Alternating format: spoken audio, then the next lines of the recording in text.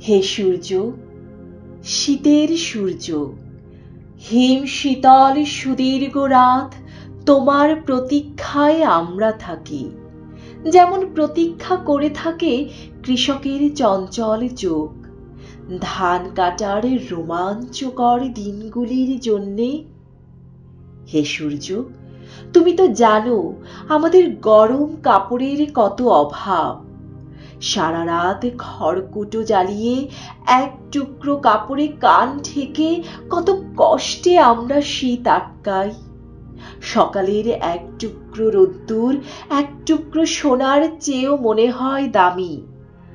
ঘর ছেড়ে আমরা এদিক ওদিকে যাই এক টুকরো রোদ্দুরের তৃষ্ণায়।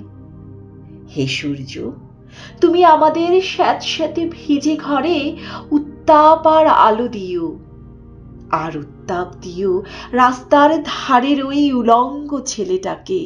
হে সূর্য, তুমি আমাদের উত্তাপ দিও, শুনেছি তুমি এক জ্বলন্ত অগ্নিপিণ্ড। তোমার কাছে উত্তাপ পেয়ে পেয়ে একদিন হয়তো আমরা প্রত্যেকেই এক একটা জ্বলন্ত অগ্নিপিণ্ডে পরিণত হব।